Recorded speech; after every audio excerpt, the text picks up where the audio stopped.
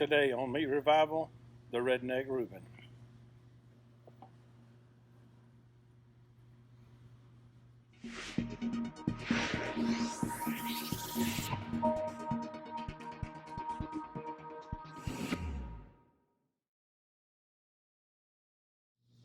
Hi folks, this week on Meat Revival, you might notice that we've got a different background, a different backdrop. Well, this is the Sweet Swine of Mine Distributed. Incorporated? Test kitchen. Test kitchen.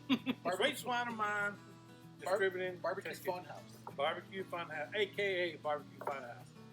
This is Mark Lambert, Sweet Swine of Mine. I know you may have seen him. You know, he's done a couple contests. It's, you know, the little minor stuff. Memphis and May. You know, he wins every now and then. Mark, we're glad you're here, and thanks for letting us come in here. Hey, glad to have y'all here. So it's a good time. Yeah, that's what we're all about. You know, it's all one big family when it comes to barbecue. Kevin's over from Alabama. I'm in from Arkansas. So we met right here in Olive Branch, Mississippi. No, it's not Olive Branch. This is, what is it? Byhalia. Byhalia, Mississippi. Marshall County, just a little ways across the line. We live in Olive Branch, but Byhalia is where the Barbecue Funhouse is. So. There you go. Again, we appreciate you having us over here to do this. Yeah, I appreciate you guys coming. What we're going to do today is some, I'm going to call it a Razorback tenderloin. They call it Tennessee tenderloin. What do you call it? Mississippi round steak. Mississippi round steak. Growing up, son of a preacher, it was always preacher steak because that's all we could ever afford. When my dad was on a preacher salary. Now bologna's expensive. Bologna is expensive. Yeah, you know, you think, man, I'm going to get me a steak. Well, you can buy a lot of steak cheaper than you can buy bologna for nowadays. Mm-hmm. So what we're going to do is just take this chub of bologna, we're going to smoke it, and then we're going to do another take on it. We're going to actually make what I call a redneck Reuben. Ooh. Redneck Reuben? A redneck Reuben. Not what you think, but I promise you it's going to be good. Stay with us. We'll get started. Okay, what we're going to do to get started with this is I never like to take them out of the wrapper first, but just take it and just score it. Doesn't matter if you score it straight or crooked. Score it about 6 times. About how deep are you going into that? I'm trying to go about the knife blade there, half inch or so. So what's the process here? What's the whole reasoning behind scoring this, Mike? When you score it, you open it up to let a little more seasoning, a little more flavor, a little more smoke get right into it. You know, you're never going to penetrate that whole chub of bologna with some smoke. So you want to get as much as you can in there. I've seen some of them when they're cooked, like when they're finished, they look like a star. Flower. They kind of open up and make a flower. Yeah, exactly. And that's what causes it. Yes, sir.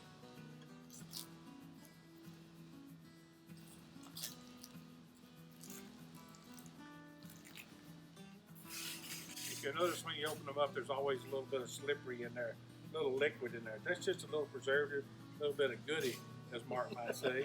But bologna doesn't have preservatives. Oh no, it's all natural. Okay. Yeah, I'm not sure exactly where the bologna comes from on the cow, but it's all beef. It's all natural.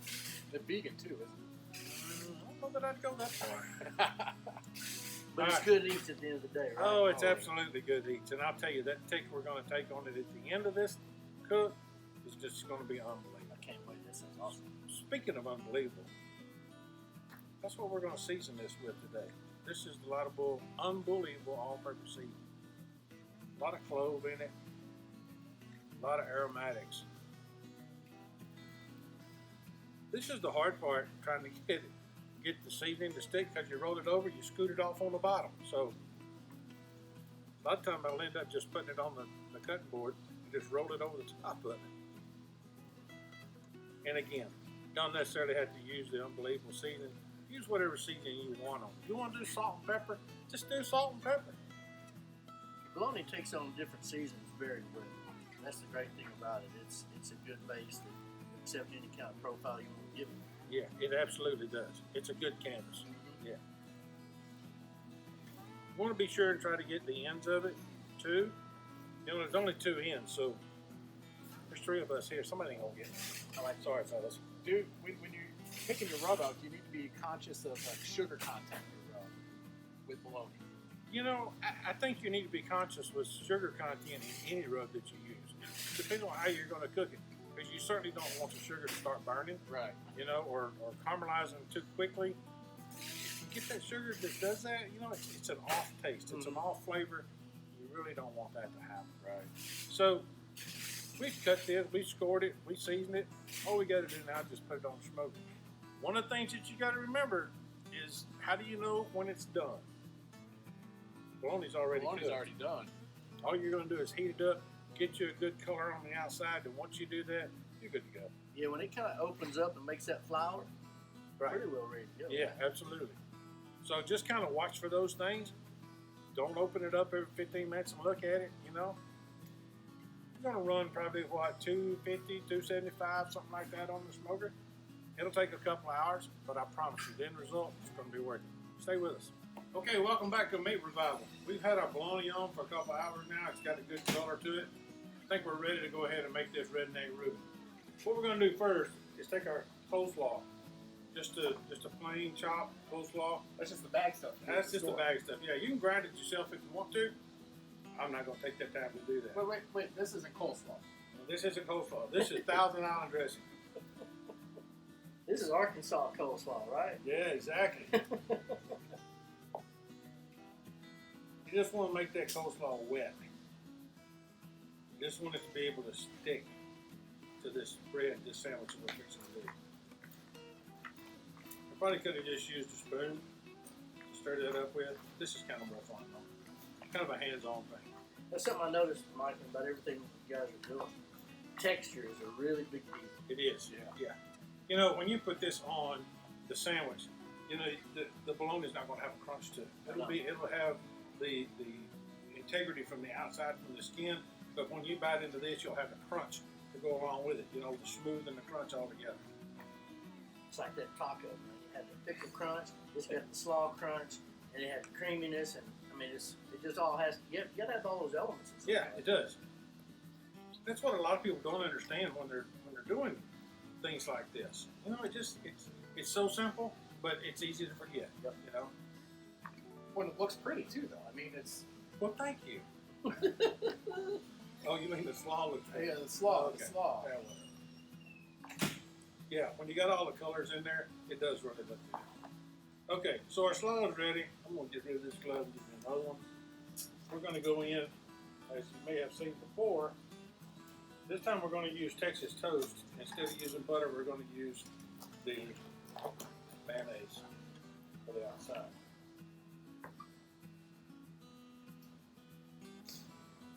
Is our grill ready over there? Grill's ready. I see heat coming off of it. You see heat. It's probably why we're sweating so much. Yeah, probably. Well, we got all these smokers lit off in this, and it's 100 degrees outside. Yeah. And we got all these fires burning inside. It's gonna be hot. Duke's mayo. Only way to go. Tomato. It's okay to use a spoon. If you notice, you just use the back side of that spoon when you can't find a spatula. Sure makes it spread good. You know, when we go to barbecue contest, this is what we made for us. We had smoked bologna on the grill, and we were cooking ribs and butts and briskets and chicken for the judges, and making barbecue bologna for us. Yeah, you don't want to eat that. I mean, you know, people don't realize, but, you know, when you go to these contests, like for many years as we've done, I would venture to say, sitting right here in this little triangle, there's probably 55 years worth of barbecue experience. Easy, no doubt. Sitting here, you know, maybe 60. You know, and people have a hard time understanding when you get done cooking barbecue, you don't want to eat it. You can actually get full smelling the smoke. People that don't do this don't understand that. Yep. But by the time you're done with the contest, you don't want barbecue. You really don't want anything. Just go and ask the guy that runs a donut shop to eat donuts. You know, Well, I don't know. I think I could run a donut shop. You know, for me though, bologna's one of those things that I do get cravings for. Yeah. I don't get cravings for pork. I don't get cravings for ribs. Brisket every now and then. Yeah. You know, chicken, not contest chicken, but bologna. Right. I have a hard time stopping going by a barbecue joint that has smoked bologna on their window or something like that. I know. I get it. I do. I'm going to venture to say that umami and bologna, maybe not ever been said in the same sentence before, Yeah. but there's something to bologna and umami that flavor that just wants you to go back. Yep. You want a bite, it makes you want another one. Makes you want another one. Yeah. There's something to it. I don't know, but it's one of those special flavors, like you said, that you just get the craving for. Yeah. Kevin, would you run those to the flat Yeah. top and just put them down, mayonnaise side down, bring that board back, we'll cut this bologna up. Okay, so now we got a chub off the old hickory. I'm gonna take and just cut this end off right here. That part's no good. Yeah, that part is no good. Just see the steam coming off that. I like to get a ½ inch or better a piece. Michael called that mule dip sandwich. Can you hear that crunch when you're cutting through that? Son, look at that. Got a good crunch on the bottom, that's for sure. Okay, so we got our cut now. We're gonna take it over to the griddle. We're gonna put it on. We're just gonna let it sear for a minute, and we're gonna bring it back and we're gonna assemble this thing. Come on. Okay, so you see now we got the bologna just doing a little grill on the flat top. We've already taken the bread off. It's ready. It don't get no better than that right there. That's right. That's what you want. You want that little crunch on there. Oh. That's just goodness right there. Yeah, it is. Ooh-wee. All we're gonna do is let that. You know, when I make a sandwich, I want a sandwich. I don't want to smell one. I want to eat one. Yeah. And that's kind of what I'm doing right there. That is a man's sandwich It right is. there. It is. You know, and that's the kind of thing we do on the food fighter every day. We want to make sure that everybody gets their money's worth. Yep. You know, so if we cut the bologna a little thicker, we put a little more brisket, we put a little more force on that sandwich. All right. We're gonna take this, put them all right here. I hope there's some boys over here in the warehouse going to help us eat this because I don't know what's going to happen. I can't eat it all. I don't think you have to twist the arm too hard. No. Let's take this back to the table. We'll cut this stuff. Come on. We're back with the Redneck Reuben. We got our bread toasted. We got our bologna smoked. Then we put it on the grill and finish it off. All we got to do now is just take some of this Thousand Island coleslaw, put right on top, like so. And I'm telling you, if you ain't got a bib, you need a bib because you're gonna need one for this sandwich. It's gonna get all over you. It's kind of like eating a filling. You know how they tell you you gotta back up and you gotta lean over. Yeah, that's what you're gonna have to do with this. This is probably best served in a sandwich wrapper. It is. Yeah. I'm kind of speechless right now. I don't really know what to say. Oh, look at that. I mean, yeah, Lee. Talk about a cross section. Look at that. That's a sandwich right there.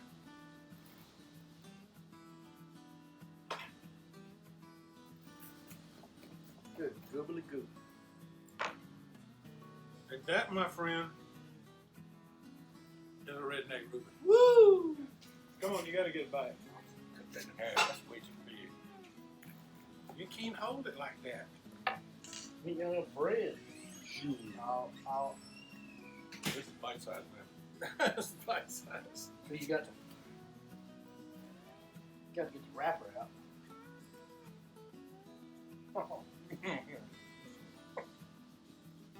We talk something so simple. Take some good. Look out, Jack.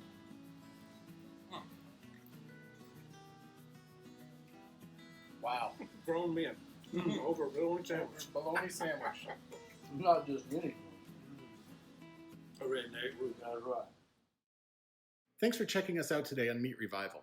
If you like what you saw, be sure to hit the subscribe button and ring the bell so you can get all the latest updates. If you have any questions or comments, be sure to leave them below. We'll see you next time.